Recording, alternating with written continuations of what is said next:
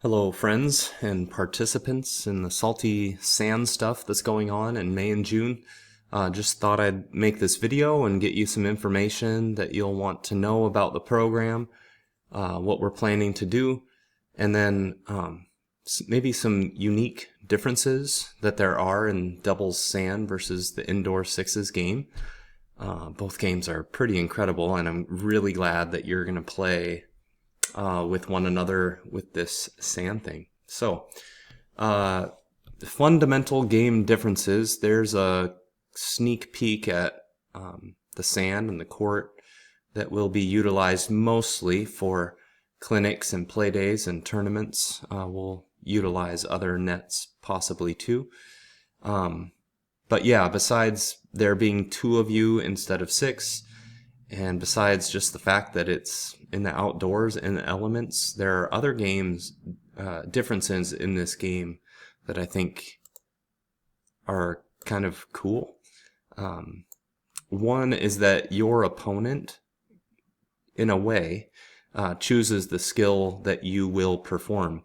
When you're indoors, you can pretty much say, setter, you're getting every second ball you can. Libero, you are going to pass a lot of serves and serve yourself today, and you're going to do a lot of digging. So you can kind of pinpoint these different jobs that the team needs and have certain people do those.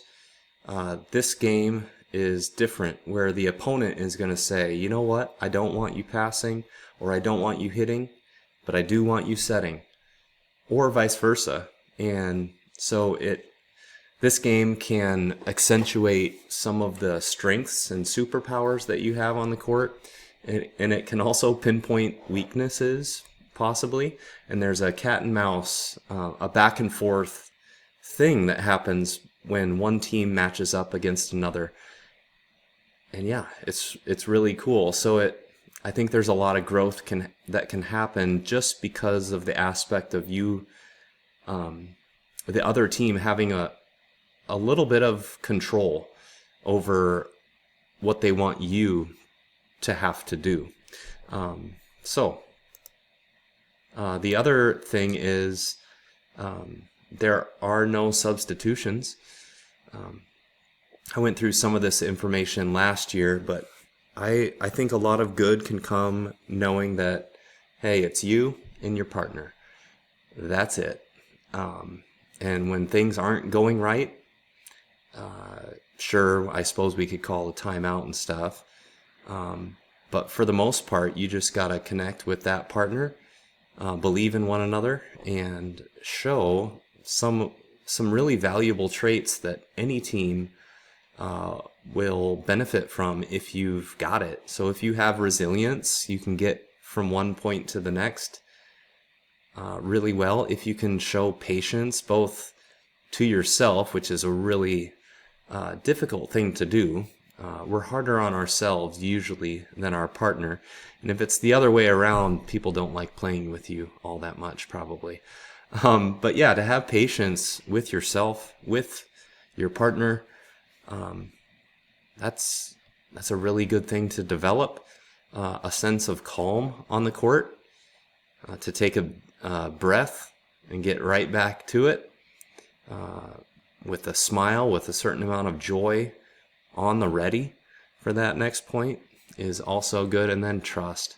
Trust is a huge thing, indoors and outdoors, but the fact that you have no subs and that you have to believe in what you and your partner can do, that's a big deal. All right, aspects of this tournament or this sand season. There's kind of different things going on for this, so let's go through a few here. First of all, the location of the court is Northwest Hull. You can punch that into your Google Maps or whatever. Right now there's some construction on Division Street here going by Boynton Hull Junior Senior High School. So you might have to get to it in a different way going by the pool. Here's the pool. To Birch Street, 1524, and it's in the backyard. that's a really good sand court. We love the sand. It's very fine, stays cool as well, even on a hot day. So that's where it's at. We're going to do a couple clinics for an hour and a half. These are structured more like practices to really get into the beach specific side of things, some strategies, some skills. We will be playing in a lot of games and drills during that time to hopefully level you guys up and know what to expect when it comes time and you're playing a doubles tournament or a match against another team. So clinics, I think those will be valuable if you can make it to those. We've set aside some of our days to just be a play day in which whoever shows up, you're in this quick style tournament, really short matches where you pair up with a different person for each game and play against different people each game too, different combinations. And I think that'll be valuable to learn, okay, you and I are paired up. How are we going to do this? You want to be on the right, on the left? Hey, should we block her? Should we stay back? There's lots of choices to make depending on the matchup. So we just want to get a lot of matchups with those days. And then I know you guys love kind of playing with a particular person and developing camaraderie and cohesion with another person. So we have a couple doubles tournaments in which you actually enter with a partner and you compete with them the whole tournament and see how you do. For those, I think you've got the dates. Just let me know who you're playing with and we'll get a bracket going. Could be pool play style, could be double elimination, and we'll get those going. That should be a lot of fun. I know people even outside of the league or outside of our summer sand might participate in that. I spoke about a league that we had last year where different pairs would match up against others throughout the year. I'm not necessarily going to schedule those for you, but if you want to get together with other kids and play ball, do it. I'd say, yeah, find a court. Grandpa Hoig's is always a good option. Yeah, set it up. You can send me the results too, and I can plug them into a standing spreadsheet and help you out with that. Or you can just play for fun and kind of keep track on your own. But I want to mention that so it's not always me that has to organize this too. You can play on your own. All right. Main rule differences that was good to go through last year, coming off of indoor season, going into beach ball here. So rule differences. One, the block counts as a contact. It doesn't inside, it does on the beach. So if you get a block touch, any type of block touch, you only have 2 left. Now that next touch can be you. It doesn't have to be alternating, but it still counts as a touch. So your partner has to go over on that third contact. If your partner gets it off the block touch, you're the one who has to go over if you're going to use that third contact. Can't use 4. Okay, so that's different. Here's some more rule changes. You can't open hand tip. You can't forcefully tip. You can't do that Uptown Funk open hand tip. You can use a pokey. You can structure your hand in a way to try to get a true bounce, or you can punch it using your knuckles. Clean contact. Open hand tip, not legal anymore. Okay, so that's different in sand. Hand set attacks are illegal. If you try to dump or try to manipulate the ball and like go over on 2 like that, you just can't do that in doubles outside. If you do send the ball over, it has to be extremely clean, and so much so that in some places they're just going to call you on it every time if you send the ball over with 10 fingers, 2 hands over the net.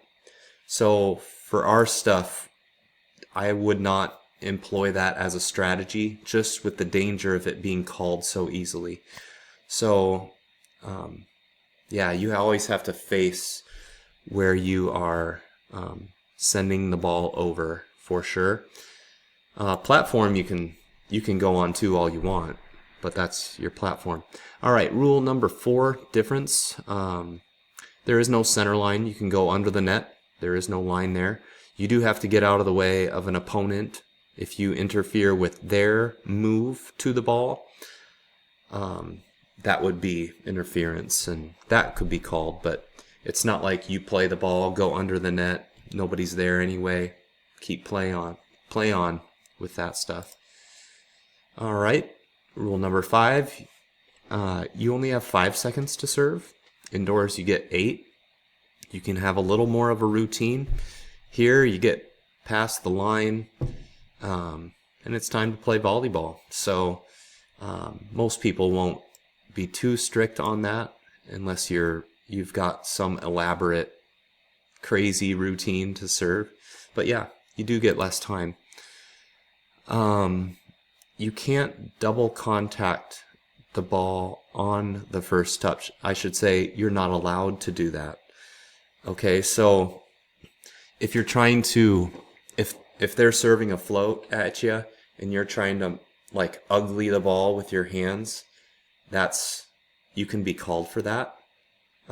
Indoors, you can ugly that ball and just manhandle that thing up to your setter and get away with it. You can't with doubles. So use your platform when you are on serve receive. I suppose you can kind of gator the ball, you can kind of block it. That would be a legal contact, but trying to manipulate the ball and use all your fingers and palms on the ball will be called.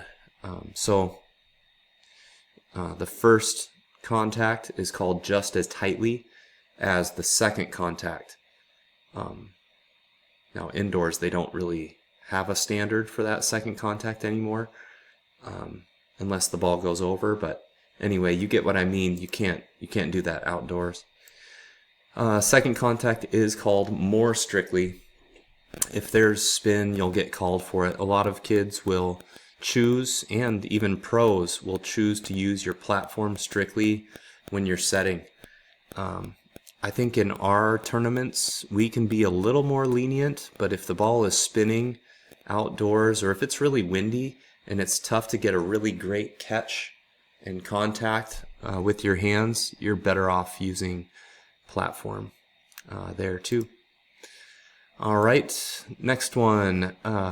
Matches are best 2 out of 3. The first 2 sets are to 21. The third set goes to 15.